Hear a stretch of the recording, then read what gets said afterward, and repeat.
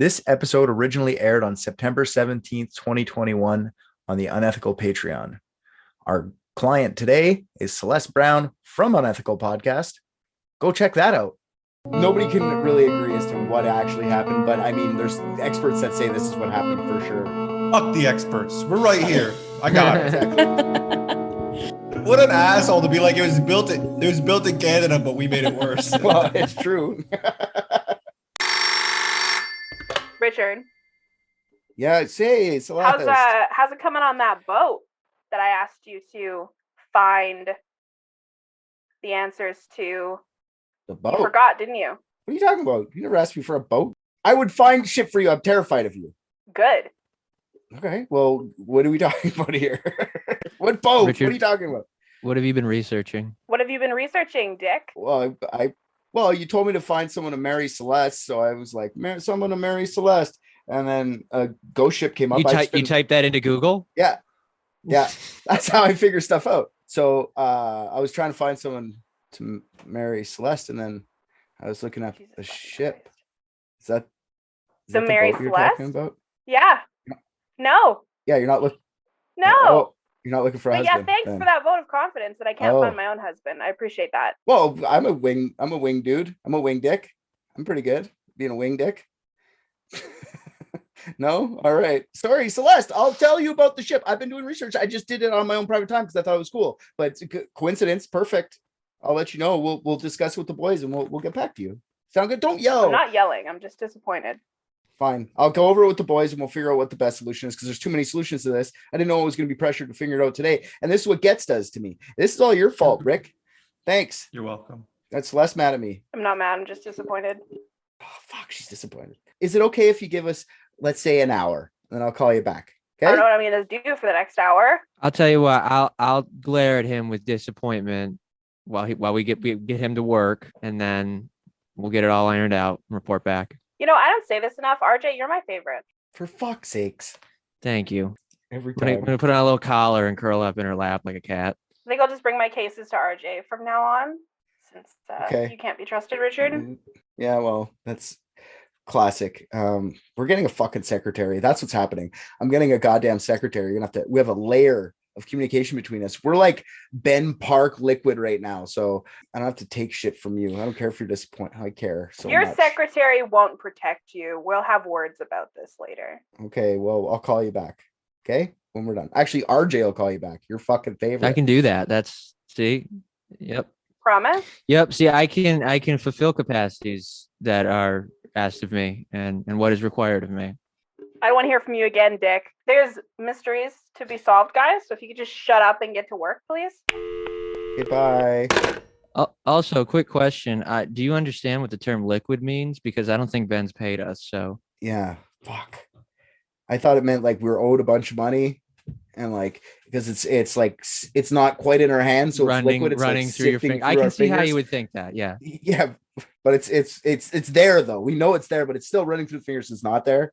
But that's what liquid means, right? Yeah. Well, you go ahead and be sure to explain that to the new secretary. An elite team of private detectives. What if balloons are aliens? Maybe that's the key component we're missing. Cover-ups. John's guilty. Mysteries that need to be solved. Maybe Mormons need mountains. Richard, shut up.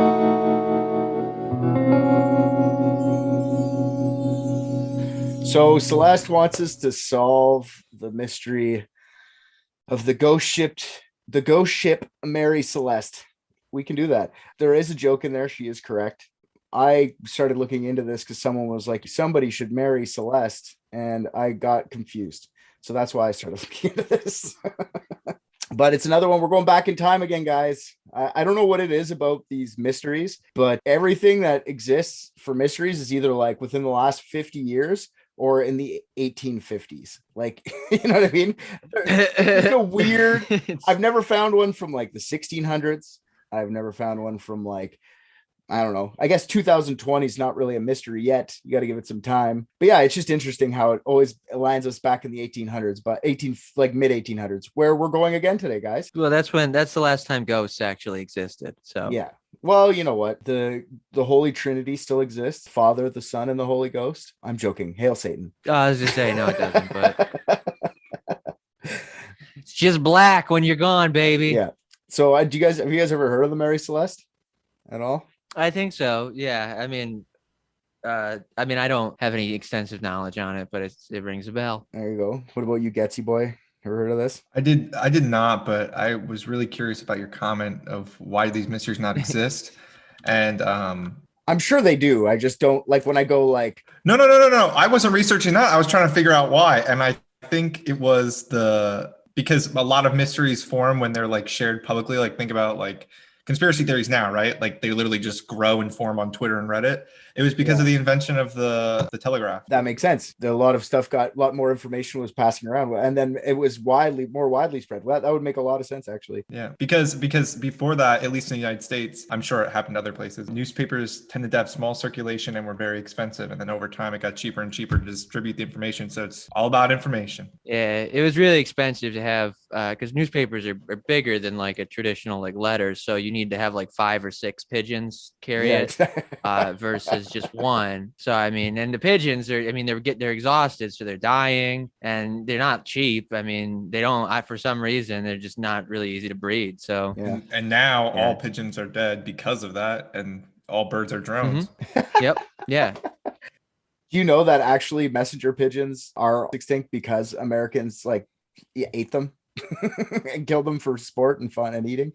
Seriously. Oh my God, I cannot imagine they taste good. I love a real tough bird. They probably taste better than anything we've ever eaten because that's why they ate them all. It's one of those things where it's like, why would they eat them all? They could just make chickens. We saw the emu war and we just were proactive with it. Yeah, I'm out. All right. So the Mary Celeste was built on Spencer's Island in 1861. Spencer's Island is on the shores of the Bay of Fundy in Nova Scotia, Canada. Old MC was built from grade A Canadian local timber. She had 2 masts and was rigged as a brigantine. Now, does anybody know what that is? What kind of a ship that is? All that means is the way the sails were set up along the 2 masts. There's different sail patterns. I was getting into it. I was like, holy fuck, I'm not a sailor at all. So it was a brigantine. That's for the fucking sailing nerds out there. You're welcome. You're probably going to be like, it's not a brigantine about what you're about to say, but I'm sorry. Like I said, I'm a landlocked man. There's nothing I can do about it. That was a lot of assumptions in a row. First off, that people that into sailing listen to this. And then what they were going to say about it. When I have a bad feeling about when I write something, it ends up being true every fucking time. Like I was right. Oh, damn. I did an episode about Forrest Fenn. I don't know if you ever heard of this guy, but this guy hid some fucking treasure in the Rocky Mountains, and like 6 people died trying to find it. It's like $5 million in gold and illegal shit, legal like arrowheads and stuff. Anyways, there's people that were obsessed with trying to find this fucking treasure. It just got found like in 2021, like recently. Oh, wow. Yeah. So people were obsessed. And I was like, if I write this episode, I'm going to get fucking lambasted by like the little mistakes I make. And did I get fucking lambasted? I for sure did. So I had the same feeling about the sailors. So I'm biting the head off of the fucking beast before it grows too big. All right. All right. All right. Here comes some more fucking ship knowledge for everyone. I'm sorry if I get this wrong. It was caravel built. And from what I understand, this just means that the boards were built fitted together edge to edge rather than the older way where their boards would overlap as they went around. The other way, when it was overlapped, was called a clinker ship, which I kind of found was a cute name. She was launched on May 18th. You notice I'm saying she? You're supposed to call a ship a woman. Bold of you to assume it's pronouns. This is the 1800s. You were either a man or a woman. That's all you got back then. Or dead because you weren't normal. She was launched on May 18th, 1861 under the name Amazon. She had nearly 200-ton shipping capacity and was 30 meters long. And that's 99 feet for you 2 morons. So now I want to know, did Jeff Bezos name his company off of this ghost ship? No, I doubt it, because the Amazon, it gets changed to Mary Celeste like quite quickly in its career, but we'll see. Maybe, like, I doubt it. I think it's probably more about mythology, like Amazonians, right? Would it be that, like the place they live, Amazon? Would it be more of that? I don't know. I don't know about anything. All right. I don't know. Good follow-up mystery though. Why did Jeff Bezos name it Amazon?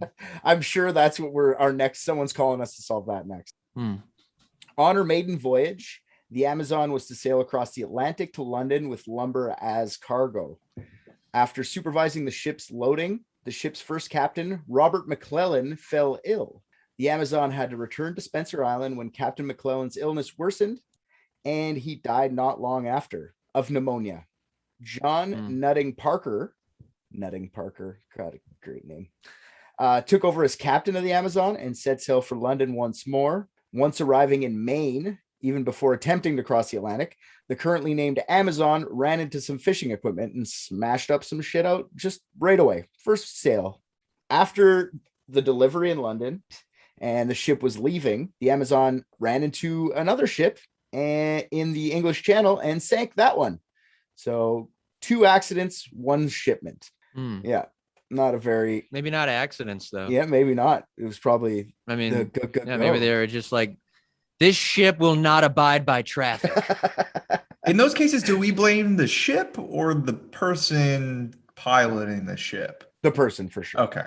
But we're blaming the ship because the ship is the highlight here. The people that were running the ship, yeah, I'm sure Nutting Parker was a moron. Because Nutting was in the quotes, so he was coming the whole time he was piloting it. Yeah, exactly. Good old Nutting Parker. Yeah, he's not really good on the highway. He's good at parking and nutting. Hold on, let me find a place to park and nut. Wait, was that his full name? Nutting Parker? Was that his first name? Nutting? No, his John Nutting Parker. Oh, John, not Franklin. Okay. Sorry, Franklin, to throw you on. We just established, Rick, Nutting was the nickname because he couldn't stop coming. Keep up. Where have you been? We're talking about come here. Pay attention.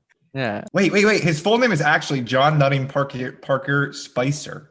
Okay. Just want to throw that out there. He's got another weird last name. They just Spicer. Is it comma Spicer? Was he like a spice salesman? He's like a spice man, a spicer. I don't know. Or fan of the Spice Girls. Yeah, I'm sure he's a fan of the Spice Girls. That makes the most sense. The Amazon was delivering cargo with 3 different captains over the next 6 years. And then in October 1867, the Amazon was accidentally driven ashore during a storm in Cow Bay, Cape Breton Island. At this point, she was so messed up that she was abandoned as wreck. Not long after, the Amazon was bought and fixed up by Richard W. Haynes. He spent nearly $10,000 buying and repairing the ship. In today's money, that's 200,000 American dollars. Thank you for the conversion. You're welcome, because I always hate when 10,000 doesn't sound like much. I convert for real. I would think that I know what you said was sarcastic, but I was being serious, because if you would have said it in Canadian, I would have just been sitting here like, wow. That stack of money must be colorful. All right. After restoration, he made himself the new captain, which you do. So now Captain Haynes also renamed her the Mary Celeste, flying under an American flag before it was a British ship. By late 1869, the ship was repossessed by Haynes creditors, though. So he took out a little bit too much money in the Mary Celeste. Oops. Oopsie doozy. Between 1869 and 1872, there aren't many records of her trading activities, but in early 1872, the Mary Celeste underwent a major refit. It cost another $10,000 in 1872 money, so another about $200K. This refit gave her another meter of length, topping her off at 31. Now she's 103 feet, guys, approximately. Also gained some girth. Now she could have a 282-ish approximately shipping tonnage. Many other improvements included in the refit, just bigger captain's chambers, just bigger everything, which is just a lot nicer. It was a more modern ship. More room to nut. More room to nut. Nutting's gone, man. He's been long gone. It's been years since Nutting's been nutting. You can't keep old Nutter down. Yeah, he's probably been nutting. He'll be back. He's just been nutting on a different ship, you know? Yeah. That's all. What year are we currently in? 1872. Okay. Well, then we're in for a wild fucking ride, because Captain Nutting, he drowned in 1868 and his ship went missing. Oh, that's amazing. So Nuttings could be a ghost on there too. Oh, what a bad ghost. Yeah, cum ghost. Just coming everywhere. Ectoplasm everywhere. Yeah, no, Nutting was only captain for a bit on the Mary Celeste. Like I said, it went through 3 different captains between this time. So that's an interesting story, and you should honestly write it down, because I would like to read more about it. Like I'm going to go. There's a very there's like 4 or 5 sentences on a Wikipedia article. I can't find the name of the ship. It just very specifically says this guy drowned in one of Daddy's ships, and then the ship was never heard of again. Well, it said it's his father's ships, but yeah. Oh, I thought Wikipedia actually said Daddy. I could You want me to change it real quick? I'm sure no one checks this one. I mean, that'd be fun. I mean, it could just amplifying the sexuality of Mr. Nutter. Nutting for daddy. Yeah. Many other improvements were included, and their new owners found a new captain, Benjamin Spooner Briggs. That cannot be his real name. This is a fucking meme. Briggs was from a family of seamen. His father and all 4 brothers were all sailors. His father and one other brother all being captains themselves at some point. Briggs was married and had 2 children. How are you going to refer to him as Briggs? What do you want me to call him, Spooner, the whole time? Come on. Hell yeah, we do. It's literally being spoon-fed to you. Okay, well, I'll call him Spooner. I'll try and remember. If I say Briggs, just talk over me and go Spooner. It'll be funny. Yeah, I'll scream Spooner. Yeah. Spooner was married and had 2 children. He had saved his money over his career, and him and his brother were going to get out of the sea business and open a hardware shop, but they decided instead to stay on the ocean and buy a share in the Mary Celeste. That being said, he got to choose his crew, and he chose his crew with care. 7 people, filling the positions with people whom he had worked with in the past and experienced sailors recommended by the other Mary Celeste shareholders. In October 1872, Briggs was to set sail her first voyage since the refit from New York City to Genoa, Italy. Spooner's wife and 2-year-old daughter were to sail with him. Their son, Arthur, who was school-aged, 7 or 8 at the time, remained in New York with his grandparents. Now, on October 20th, 1872, Mary Celeste arrived at Pier 50 in the East River of New York City to load its 1,701 barrels of denatured alcohol. And it's the non-drinking industrial alcohol, Getsy boy, nothing fun. All right, not the fuck you up shit. How dare you underestimate Rick like that? Thank you for your confidence. Isopropanol amigo way back. All right. Hey, nothing says a fun time like some bathtub wine is all I'm saying.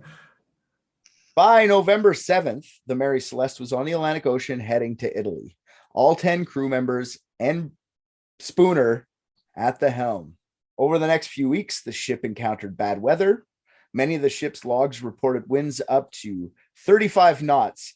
Now, I went to try and explain myself what the fuck a knot is, and I'm not doing it. I'm not a mathematician. I'm stupid. Okay.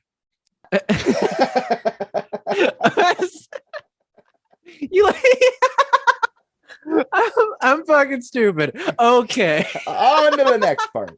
So 1 knot is just shy of 2 kilometers an hour. Yeah, but why change it? This is the other thing. The sea is so fucked up. The sea days are a day behind fucking normal days in certain parts of the world. Fuck sea days. Fuck sea wind. Fuck the seamen. Not to be an asshole, but if I had to guess, the measurement of how quickly a boat moves probably came before the measurement of how quickly an on-land vehicle moves. Okay. Prove it. Why don't we just drive in knots then? Why do we have to drive in fucking miles per hour?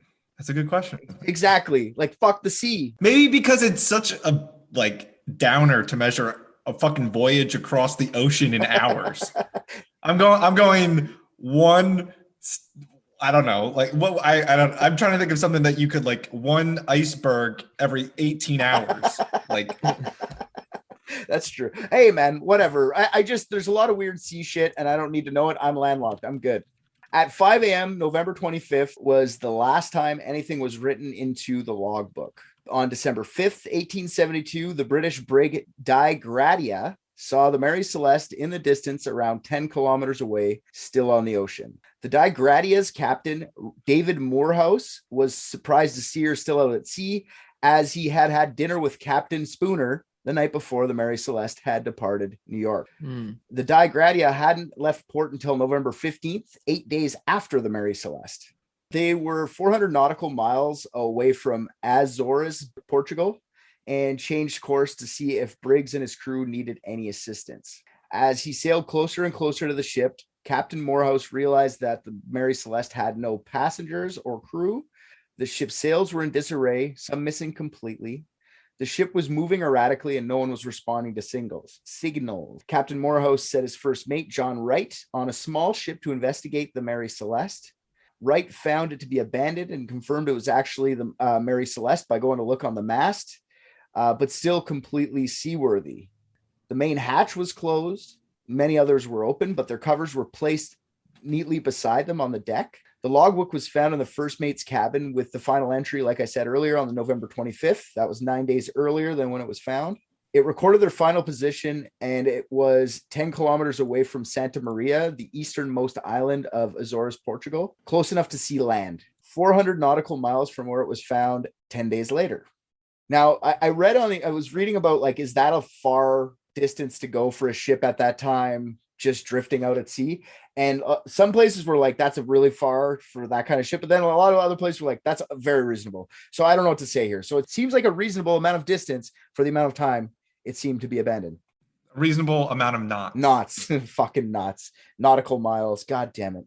And this is a trash way of determining speed. What, knots? Yeah, Rick just sent the justification for knots. Oh. Yeah, they literally tie a rope with knots in it. And they're like, how many knots did we make it? Oh, I hate sailors more now. And to the sailing community, this is a character. Real Richard's not a piece of shit.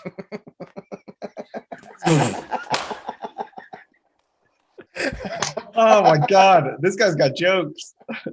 Something must have gone wrong between the 25th and the 5th for no more logbook entries to exist. And none of the logbook entries were alarming in any way, minus the bad weather. The ship was stocked with food and fresh water to last 6 months. The alcohol cargo was still intact, minus 9 barrels that were emptied. The crew's belongings were still in their quarters, even though the maps in the navigational room were all strewn about. The captain's chronometer, sextant, and navigation book were all gone, along with the ship's ownership papers and stuff like that. Important stuff, as if they'd abandoned ship. Now, but being a sailing expert, why is all that stuff important, and what is it exactly? Chronometer's like from what I understand, because I'm not a fucking sailor, it's basically a timepiece of the time. So it's to check what time it is. Sextant, fucked if I know. It's that little stick thing. Put it in your butt? Yes. Sextant? It's like I know what it is. I just don't understand what it does. Angle between horizon and celestial body of the sun, moon, and stars. Sextant. Yes, a sextant. It's a sextant. It's a fucking tent. They all have sex in. I give up with you, RJ. I'm fine. The only thing missing off the ship was a singular long ship, which is basically their lifeboat of the time. Well, and a pen, probably. That's probably why they stopped writing in the logbook. Well, yeah, the pen went over. I'm lying. The only other thing, because they did take the sextant and the chronometer and all that other stuff that was important, plus the long ship. The pen, I'm sure, was missing as well, because it was probably with the papers. This suggests that they left in an orderly manner. They weren't thrown off or anything like that. The derelict Mary Celeste was then claimed by Captain Morehouse and taken 600 nautical miles to Gibraltar, a British colony off the coast of Spain. The mystery we need to solve here is what happened to the crew that day. But for us to actually be able to figure out what happened to that crew, there's a lot more that happened later on after this. So I'm just going to go through the whole history of the Mary Celeste, and then we'll go back to this mystery. So just remember, we're trying to figure out what happened, why it was abandoned. All right. So. Okay. When you say Portugal, like which direction out 400 nautical miles am I looking? Because Portugal's the one that is like right on the edge, right? So I could go 400 nautical miles away from Azores, Portugal. Azores, I think that's what that is. Azores. Azores. Wait, how many people were on this ship? 10. That's a low. So did they come originally from mainland Portugal? So is the assumption that they were 400 nautical miles in the direction of Portugal from the island of Azores? Yeah, it's a big dip. It's closer to Gibraltar. Like, it's at the top part of Portugal, and Gibraltar or whatever is at the bottom part of Portugal, or Spain, sorry. It's along the coast, man. I don't know. I'm not a fucking geometrist. That almost works, because you wouldn't know what shape the thing is. What do you mean almost? Of course it works. I'm genius. I said that earlier, right? I'm following. So they're basically right in the middle of this Azores island and like Lisbon. Yes, it drifted off. It's not where it should be when it was found. For us to make any decisions to what happened here, we need to know what happened after this day. So the Salvage Hearing was held on December 17th, 1872 to see if the Die Gratia crewmen were entitled to the settlement from the ship's insurers. Under maritime law, the salver could expect a substantial payment on the value of the cargo and the ship, depending on the dangers associated with the salvage of the ship. The Attorney General in the hearing, Frederick Solly Flood, suspected foul play and investigated accordingly. After 3 months, there was no concrete evidence of foul play, however, and the salvagers received 1/5 of the value of the ship and its cargo. Mid-March, a new crew was raised for the Mary Celeste, and it headed to Genoa to finish its delivery. The rest of the Mary Celeste's career of losing money, cargoing merchant goods over the Indian Ocean, and even more captains falling ill kept the idea of the ship being cursed.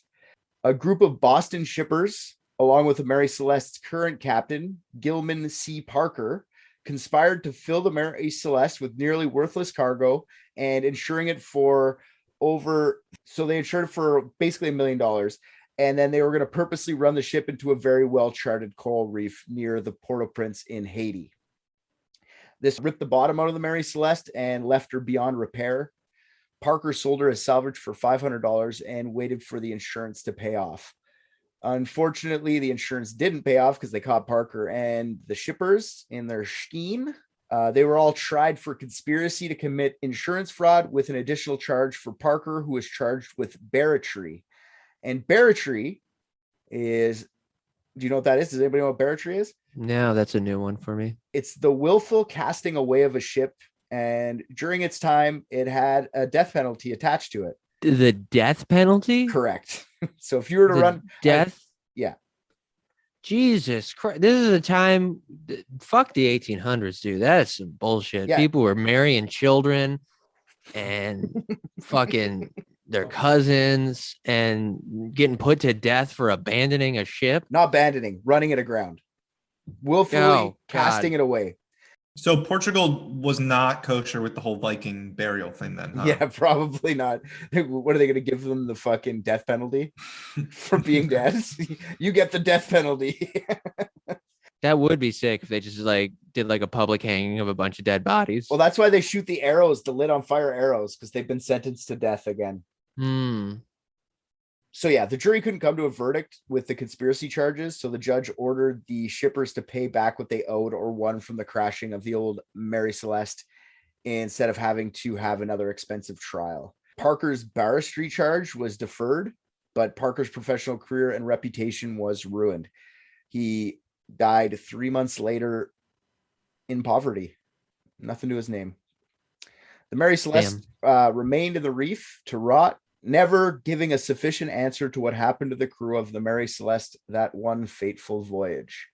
So there's a bunch of theories on this one, and might encapsulate a few extra things. So what do you guys have for theories so far? If you got anything, let's hear what you got. Could you imagine being an insurance investigator in 1884 and being successful in catching these motherfuckers? Oh yeah. You don't have to imagine. You can play it. It's called Tale of the Obra Dinn. Is a first-person narrative-driven puzzle game, and it basically is about figuring out, as an insurance investigator, I shit you not, probably the only video game in which the lead character is an insurance investigator, and you go through the ship trying to determine where the fuck everybody went and what happened. This is yeah, it's a very, very interesting game. I could not figure out the loop in it, so I ceased playing it before I finished it, but it is wildly fascinating. Is it fun? I don't even know if I should pick it up. It is. It's a puzzle game, and it's got really interesting visuals. They're they're mapped in it's supposed to mimic that text art where everything's you make images out of text. So is that what happened back then? Did they just bring the insurance adjusters some puzzles, and if you figured out the puzzles, they lost their insurance claim? Well, you said that dude had a chronometer or whatever, and the dude in this game has a magic watch, so same thing. Yeah. All right. Yeah. Okay. Well, I can't to answer your question, Rick. That is something I kept thinking about, because there's a lot more talk about the insurance guy. Fuck, man. Selling insurance to boats must have fucking sucked. Like that must have been like, Yeah. How do you collect premiums? Like I know Geico will send me like 30 emails if I'm like one day late. So yeah. I don't think they could do that at the time. They're just pigeons slamming against the windows. Like, pay your fucking bills. Yeah, they must have had some fucking pretty big goons, mafia type fucking people. Oh, that would be sick. Like, I'm an insurance investigator. Like, and everyone knows what that means. It just means you break hands. So, hearing what you heard so far, do you have any guesses of what some theories might be? I'm going with the pen thing. They all went overboard after somebody dropped it. Just like one after, like, we can't let the logbook go empty. So, like, over 9 days, they just kept falling off trying to get the pen and not coming back up. They'd wait like an hour and be like, he's not coming back. Okay. Someone else has to go. You know what, though? So, As ridiculous as that sounds, there's a theory that's not exactly that, but like along the same vein. You're going to die. oh, okay. All right. I'm excited. Okay. What do you got anything get so far? Just off of what you've heard so far? I'm thinking this is just people trying to be really complicated pirates. I think they forced them off the ship and then brought them back. I think it's too convenient that this same guy who got 1/5 of the cut decides I'm gonna try and run this fucking ship into an island or something. That doesn't. No, that's years later, dude. That's like, Oh, that's not the same dude. no. It's years later after the Mary Celeste has been sold. But I'm still calling it the same thing. I think it. Shady ship is a shady ship. Okay. So let's go through a couple of the theories here, and then if you want to revise your ideas, let me know. So, theory number 1: Captain Briggs or Captain Spooner is a moron. Captain Spooner thought the ship was taking on too much water and was going to sink. One of the pumps was disassembled on the deck, and since the ship was just refitted and the last shipment before the refit was of coal, it's believed to have been clogged with both of those two things, dust and coal dust. Also, the sounding rod was on deck. Now, if the sounding rod was on deck, that infers that it was recently used. Now, the sounding rod is a tool used to measure water in the ship's hull. You dip it into the water till you hit the bottom, pull it up, see how much water you've taken on. Now, I'm glad it's that, because when I looked up sounding rod on the internet, it's the thing you stuff in your pee hole to hit the prostate from the front. Yep. So, yeah. No, I'm glad it was that. I was about to jump all over that. I'm glad you already were. The sounding rod readings were high or misreading for some reason. The cargo was too filled in the bottom of the hull to check waters visually. So with the broken pump, Captain Briggs may have thought that they were going to sink. So when they thought they were going to sink, Captain Briggs gathered all his papers from the ship, his navigational tools, loaded the lifeboat, and sailed off into the distance to hopefully be saved or make it to land, because they were supposedly 10 kilometers from land, or 10 nautical miles, or whatever the fuck it is. There's a few problems with this theory, though. If you had enough time to bring your navigational tools, why not bring other things? Captain Briggs was also an experienced seaman. Sorry, Captain Spooner was an experienced seaman. So is Captain Nutting. Yeah, there's all sorts of seamen all over the face of the story. Judging by the condition of the ship, there's no way he would have thought that they were in mortal danger. Mortal enough to brave the Atlantic in a lifeboat in December weather. That's a bad idea now, never mind the mid-1800s. That's Captain Briggs is a moron. I don't know. I don't think so. Well, I don't think so either, because, I mean, you couldn't be stupid enough to not leave a note, right? Unless, of course, the only pen on board. You're really fixated on the only pen on board was missing. All right. Another theory is theory number 2. Drugs are good. There's a theory out there that the crew wasn't panicking for nothing. They were hallucinating. Now, apparently there's a fungus that could have infected the bread aboard the ship. It's called Caviceps purpurea, or ergot. I said that wrong for sure. Caviceps purpurea, or ergot. This is somewhat common to happen in seafaring days, and the fungus could have caused them to panic during unexpected hallucinations. So surely if Spooner wasn't in his right mind, he wouldn't have jumped ship like that. But maybe if he was hallucinating and a little bit scared, he would have thought it was the best idea for everyone. And they wouldn't have known that they were hallucinating. It would have just happened, right? Because they weren't doing this on purpose. They were accidentally dosing themselves with this fungi. Yeah, but I don't feel that 10 people could have a collective hallucination. No, but you could see that the ship's taking on too much water with a broken sounding rod. And then everyone sees that and everyone goes, oh my God, we're all going to sink. And then they go into a panic, grab the lifeboat, chuck it in the water, grab as much shit as they can carry at the time, and sail out into the distance. Now, there's only one big major problem with this one in my book, is that the Digradia, they took basically all the food stores from the ship and none of them experienced any hallucinations or problems at all. So they were eating the same food. I don't think that's really what happened, but it's a fun theory. Drugs are cool. Yeah.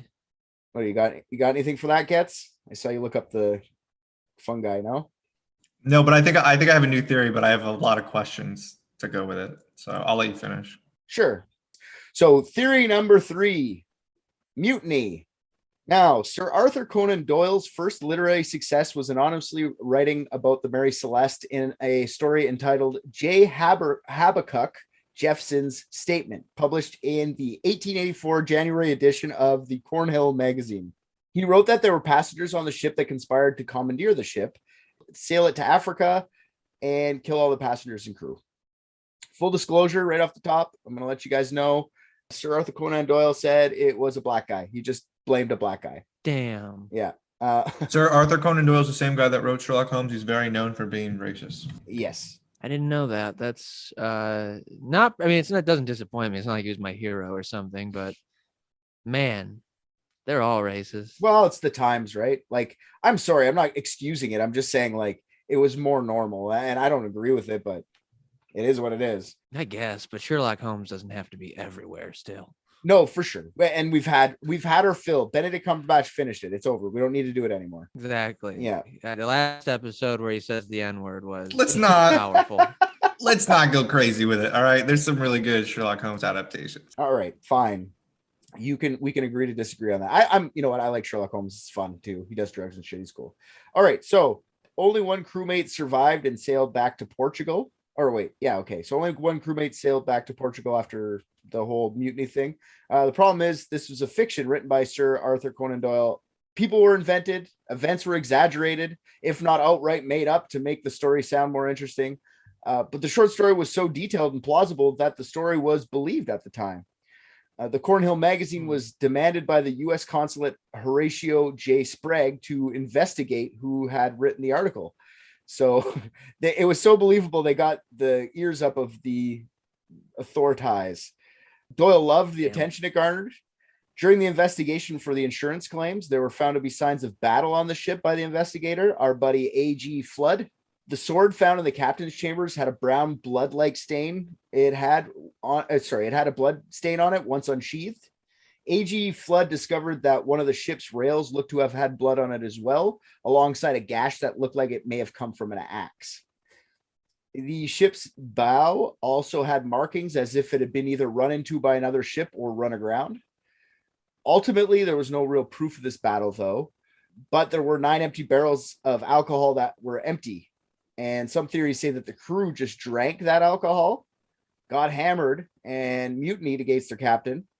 And he was a well-known, God-fearing Jesus man, Spooner was. So maybe he was boring, and they just, fuck this guy. They got all hammered, took it over. They would die from drinking that shit, though, right? Or is this a different alcohol? Oh, no, that's the alcohol. There's a theory out there that they just drank that alcohol, which, if you're big enough alcoholics, you can do it, apparently. I don't know. Really? I figured you'd go blind, shit yourself, and then just die. No, apparently, if you have enough of a tolerance to alcohol, you can drink like isopropanol, you can drink fucking perfume, you can drink all that shit in moderation. 9 barrels is a lot of fucking booze. So how many people are on the ship, though? 10. I mean, one of them a toddler, one of them a Jesus freak and his wife. 7 ship people, basically. The wife can drink. Yeah, I'm gonna say that they're very Christian people. They might be hammered all the time. I don't know that. That's conjecture. Didn't they drink wine like Sonny D? Yeah. No, it's true. Maybe. I doubt it though. The whole mutiny thing was kind of disproven in the insurance claim. They said it could have been like wear and tear on the ship. All that stuff was like natural cracking and natural fractures on the front of the bow from the refit. So I doubt it. Maybe there was mutiny. I do like the fact that everyone just believes the first story they hear, though. That is my favorite part about the old timey things. You print something in the newspaper and everyone's like, fact. Cool. Black guy did it, of course. We never do that anymore. Yeah. No, never. No, even if they print the truth, someone just goes, it's not real. And everyone goes, you're right, it's not real. Yeah, that's the opposite. All right. So the next theory, water sprout or other weather phenomenon. So besides Captain Spooner being a moron, what else do you think could have made the ship take on too much water? There might be a natural phenomenon they call a water sprout.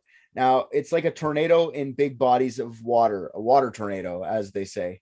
They don't really pull up water per se, but if the ship was mid water sprout while testing with the sounding rod, it may have given a false reading. With the ship at capacity, it would be hard to go down and check the cargo, like I said earlier. So these false readings may have caused Briggs to make everyone abandon ship in the Atlantic, sealing their fate. Tidal waves and sea quakes have been proposed, the same result. They took up on a big wave, thought they got more water in the ship than they actually did, or sea quakes just basically like it makes another tidal wave, another type of wave, tidal wave. Now there's a bunch of problems with this theory as well.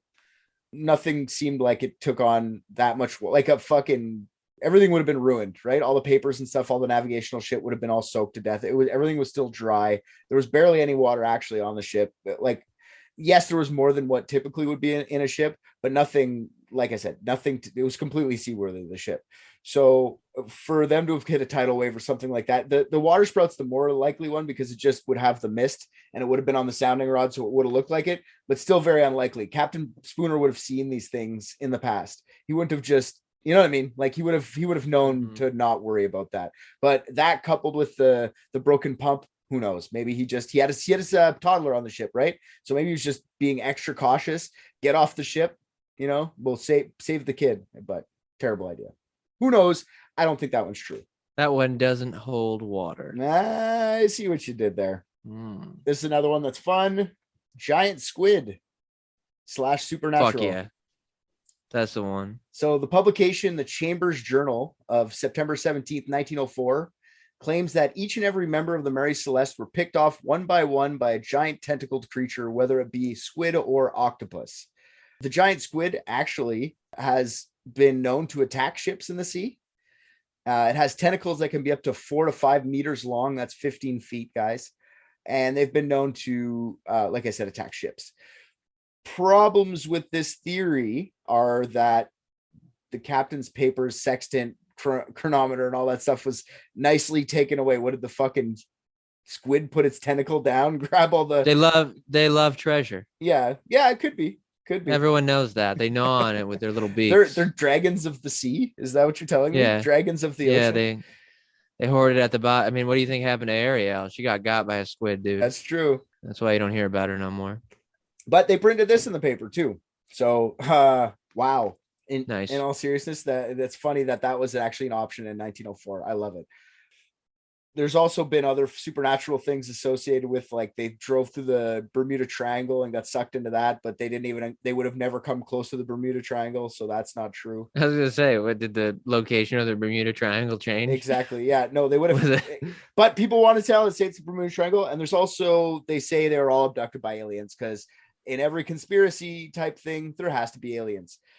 Next theory. This is the one that I was saying was kind of similar to your pen theory. Accident and sharks. So in 1913, the diary of Abel Fosdick was found. In it, get the fuck out of here. Fosdick, Fosdyk, Abel Fosdick. What is with these goddamn names? They're amazing, right? Everyone associated with this, but like J. Bartholomew Cock Gobbler. Unreal. All right. In the diary, Fosdick claimed to have secretly smuggled himself into the cargo of the Mary Celeste to escape police in America. While he was in hiding, holding onto the side of the ship, no less, he explained what he observed on that fateful voyage. Fosdick says that Captain Spooner told the crew he could swim with his clothes on. What an outrageous assertion. Surely no one could do that. So apparently the whole crew came out to watch this feat on a homemade piece of staging that hung over the edge of the ship. While everyone was on the staging, it collapsed, toddler and all. While trying to get back on the ship, Starving sharks came and took out the entire crew. Fosdick claimed to have jumped off to swim to the coast of Africa. No one thinks this is true. They literally said this is the early 1900s version of fake news to sell a few extra newspapers at the time. Yeah, the Arthur Conan Doyle thing and the Squid really had him flying off the shelves. So they were like, we need something else. Yeah, let's make it so. And not. Yeah, like the captain said he could swim with his clothes on. I can't believe it. I've never. Well, I mean, their clothes back then were made out of like 8-pound wool, weren't they? Yeah, but I'm like, come on, man. Probably like soaked up like a fucking diaper. Yeah, he just comes out like the Michelin Man, like, yeah. I did it. I mean, so that part alone might not be that unbelievable. They'd be like, "You're insane, man. You'll sink immediately." Yeah. I like the story, so I had to put it in. No, that was great. Fosdick. Theory number whatever we're up to now. Pirates, aka the Digratia. Now, there's theory about the Mary Celeste ran into true blue pirates, raided, killed, blah, blah, blah. That old fucking story. Okay. But A.G. Flood's main theory was that the Digratia doesn't deserve the salvage insurance because he thought that the Digratia killed and robbed the Mary Celeste. He thought the Mary Celeste was overinsured, and Captain Spooner told Morehouse that they were overinsured on their last dinner together the night before the Mary Celeste shipped off from New York. Then Morehouse left port 8 days after Briggs, sailed as fast as he could, caught up to the Mary Celeste. Then they kill everyone on the ship, including the infant, take the ship for salvage. I have to remind people there's a fucking infant on this because all this seems a little crazy to me. Like people, but it's this high seas, man. This explains the scratches and battle marks on the outside of the ship on the bow, and why Morehouse's explanation of why the salvage was so unbelievably easy. There's a few problems with this theory, though. The Mary Celeste was a much faster ship, and it would have reached Italy way before the Digratia caught up to him. So some accounts changed the theory to say that the 3 of the Mary Celeste's new crew members were cutthroats that worked for Morehouse, and they killed the crew of the Mary Celeste even before it hit the sea. And then they brought it out to sea, met up with the Digratia a couple days later, ready to salvage. Now, this doesn't explain the ship's logs. So then they changed their theory even further. They say that the cutthroats didn't kill everyone at port. They waited till November 25th, and then they killed everyone, waited for the Digratia to show up and go like, oh, wow, it's abandoned. This is another problem with this, though. There's no evidence at all that the ship was overinsured. It had the proper amount of insurance. And also, if you figure if the Digratia was pirating, they'd be taking everything. They would just be taking like the ship's logs and shit. Like, why would they do that? Right? They would take all the alcohol. Yeah. They would take all the food. They would take everything and then say, oh, look what we found, a ship. It must have been those pesky pirates. But maybe, right? Maybe that's their sneaky way of getting around that. We're not pirates. See, everything's there. Some say Morehouse and Briggs could have planned this together, but Morehouse double-crossed the Jesus-loving Briggs last minute. Ultimately, the damage to the ship was determined to be normal wear and tear, like I said earlier, and Morehouse and his Digratia got their money. 1/5, like I mentioned earlier. Now, this makes people think that Flood and the court thought the Digratia was shady, but they just couldn't prove it. So they just gave them less what they deserved. To me, I'm not sure. It's between this one and the next one. So I think this might be what happened. In a way. We'll move on to the next thing. It doesn't explain the 9 barrels being empty of alcohol. All right. It doesn't explain a couple things, but makes the most sense so far. It does. It's got more connective tissue than anything else, but it's still like you know what I mean? I don't know. Yeah. There's nothing really is adequate to explain it. Yeah. Other than, Yeah. No, like for sure. All right. There's one more theory here, and then I can see Getch just boiling up there, just trying to figure out what the fuck happened. So last theory. Yeah, he figured it out 56 minutes ago. He's been waiting to like, shut up, Richard. Yeah. Here's what happened. All right. Chewing a hole in his tongue. Last theory of the day, I believe. Theory number whatever. Alcohol, the cause of and solution to all life's problems. There's actually 2 alcohol-based theories here for you, Getsy boy. First alcohol theory, the threat of imminent death. Now, there might have been a spill of the alcohol, and Captain Briggs could smell the fumes. Interesting that the 9 empty barrels were the only barrels made from red oak. Now, red oak is known to be very porous and doesn't keep in vapors. So after finding out one of his pumps was busted, probably from the contraction of the load coal, whatever, the construction in the coal. We already know why. It's broken. The pump's broken. He thought that an explosion was imminent because he couldn't get rid of the alcohol that had leaked out, he had thought, because of the smell. Having his baby and wife on board, like I said earlier, Captain Briggs called to abandon the ship prematurely. Everyone evacuates on a lifeboat. They lose their life somehow and die in the lifeboat. Maybe they just got off. Maybe they got off with a rope on the lifeboat, wait till the fumes pass so nothing explodes in their face or something like that, and they let go of the rope and they just die in the open ocean. Who the fuck knows? Now, there's theory number 2, which is the explosion theory. Now, the explosion theory has been brushed off for years because there wasn't any signs of fire on the ship until 2005. Dr. Andrea Sella, sorry, her name's not like Cumface, my fault. Dr. Andrea Sella from University College London Chemistry Department thinks she and her team solved the mystery. She thinks it was an explosion that sealed the fate of the Mary Celeste and its crew on that notorious mission. And she simulated the explosion in an experiment using butane as a substitute for leaking alcohol. And instead of barrels, she used cubes of paper to simulate the barrels. When sparked, a huge blast of flame, which set a ball of flame upwards. You figure the paper cubes would show signs of fire or scorching. Turns out that the explosion was pressurized, making a huge flame, but not leaving any soot or anything behind. The 9 empty alcohol barrels could have been plenty enough to cause the same type of explosion. Now, a spark from 2 barrels rubbing together because they were loose at the bottom of the ship would have been enough to spark the explosion. Maybe someone who was smoking a pipe recklessly. This could have blown the hatches open and terrified everyone on board, including Briggs. Like I said, he had his kid. So when he saw an explosion, smelt the alcohol, then he had a reason to actually get off the fucking ship, took all his stuff, sailed away, maybe had I'm guessing he had a tow rope. They actually let go. Something bad happened with that, and they just died in the Atlantic. I don't know about this lady with her experiments, but I feel like something to do with the alcohol has to be a part of it. No, that all tracks. That's the only other theory other than my brilliant one that explains why they wouldn't have left a fucking note. So okay.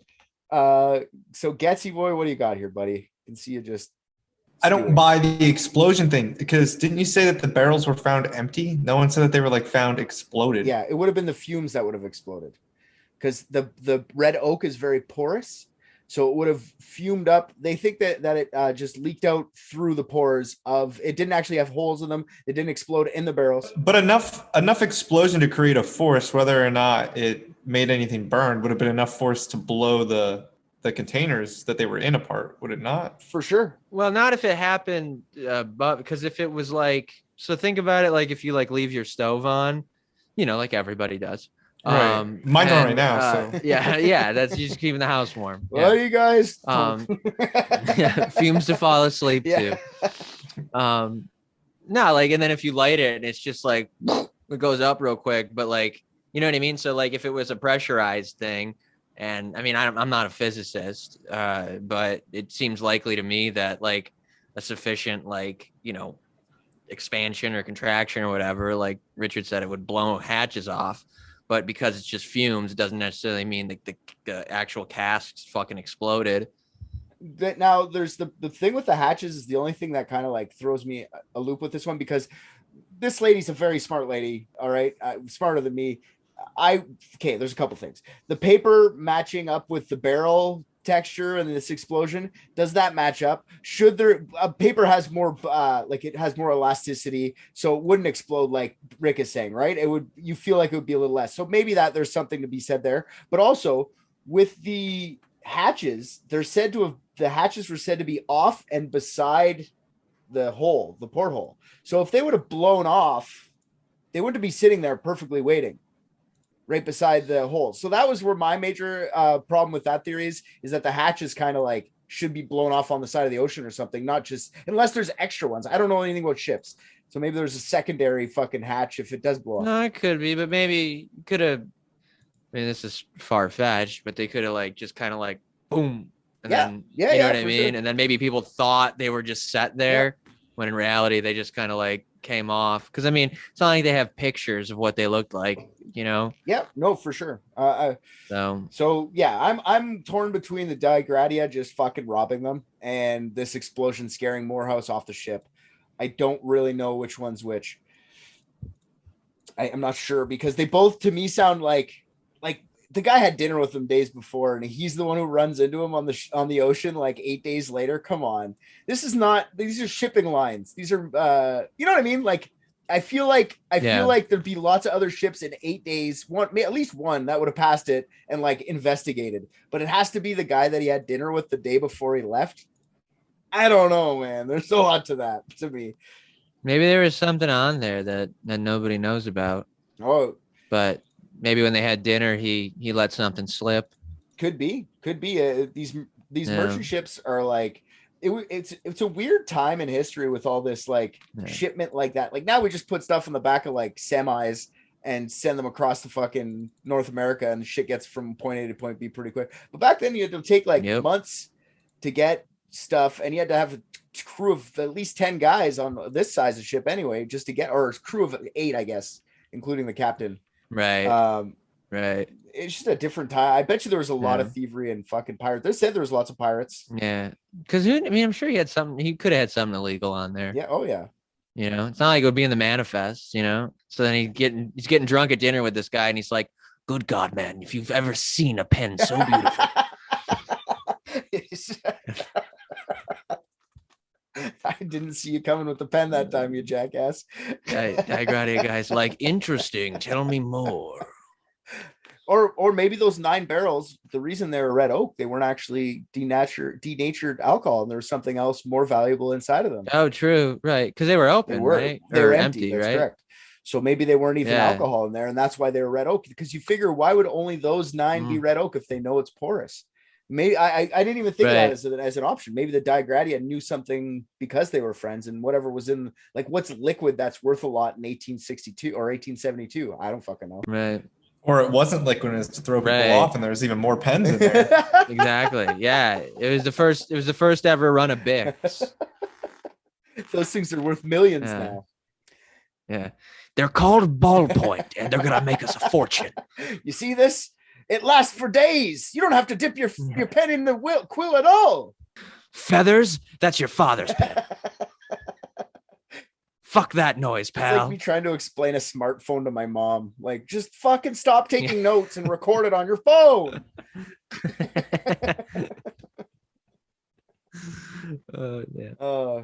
What do you got, Getz? You're being very quiet at this point.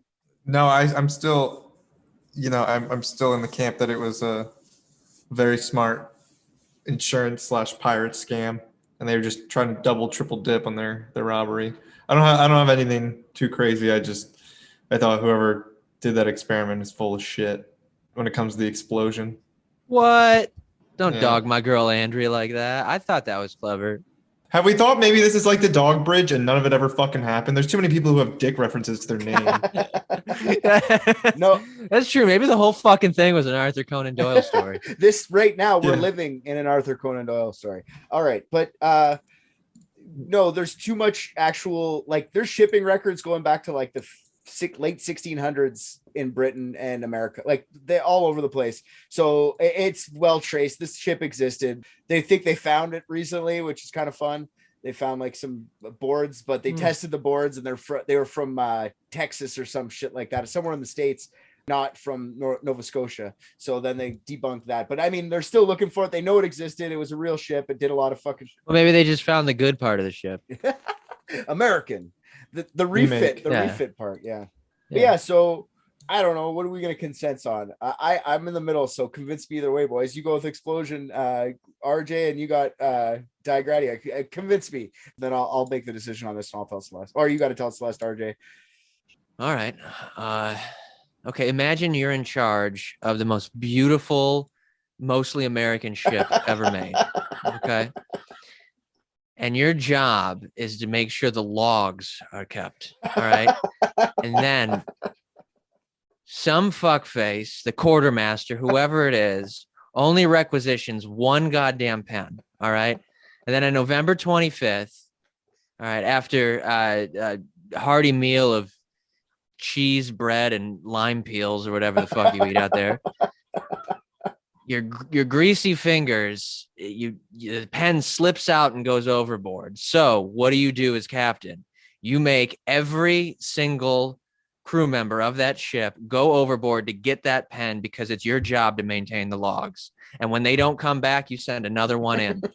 And then eventually you're going to be down to just your wife and your baby. And babies float, so you toss that fucker in. Nothing. So you kick your wife in, nothing, and then it's up to you to get the pen. What happens from there is a mystery. We'll never know, but he didn't come back, so. Okay, so No one so left. the pen theory is the one you elevator pitched me. Perfect. Not what I was expecting. I think I've made a very compelling case. I rest my case, Your Honor. All right. Give me Yep. your 30. Want me to write that down for you? You wouldn't be able to if you were Spooner. Exactly. All right. Let's hear what you got, Getsy, for me. Let's hear your elevator. Why you think it's the... He can't beat the fucking pen. I can't, but I had a follow-up question. What was this thing's anchor like? And where was that, like, normally like rolled up and like still on the ship, or did someone put the anchor down and this thing just like fucking... It wasn't anchor down. Anchor was up on the ship. Yeah, no, this ship was 100% boarded by pirates or another ship, and I don't know if it was the guy who actually brought it back who got his 1/5 payment, or if someone else like sold it to him.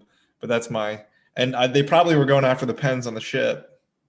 So we're gonna go with the barrels were filled with new ballpoints. We could, like, RJ. Are you ready to tell her that? Because you're the one that's to inform her. Tell her. Oh, barrels. 9 barrels were filled with brand new ballpoint pens. Nobody knew. Yeah. Everyone died trying to get the pen.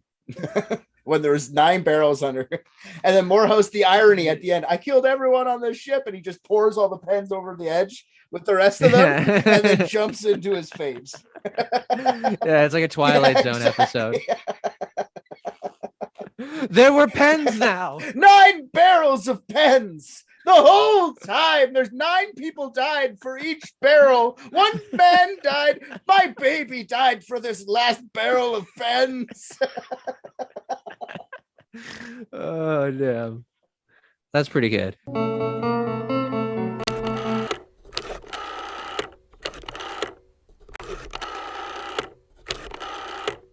She doesn't want to hear from me, RJ, so you can fucking tell her. Hi, men. How are you? Okay, all right. So I think we nailed it. Like, out of the park, nailed it. You'll be more than happy with this theory. So basically, the logbook ended on November 25th. And I mean, the whole ship's abandoned without a note. That's fishy, if you ask me. So what I think is they only brought 1 pen. It ended up overboard. All right. And then each individual crew member was forced to go overboard to try to find the pen until we got down to the captain who Richard added this to his credit. Very, very brilliant. When he went down, there's these 9 mysterious barrels that were supposed to be filled with alcohol that they had found were empty. Richard believes they were all full of pens. So in a fit of madness and an ironic rage, he threw the pens overboard before tossing himself overboard.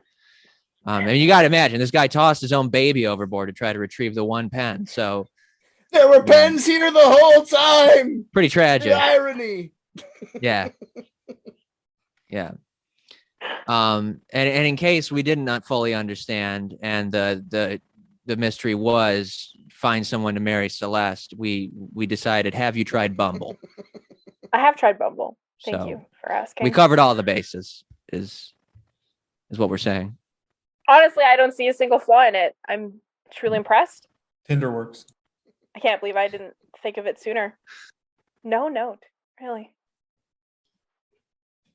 You know, I really don't say it enough. RJ, you're my favorite. For fuck's sakes. Oh, thanks. That's the first time I heard that. I'm gonna since I'm editing this now, I'm taking my voice and just write, Richard, you're my favorite. That's good. I like that. Okay.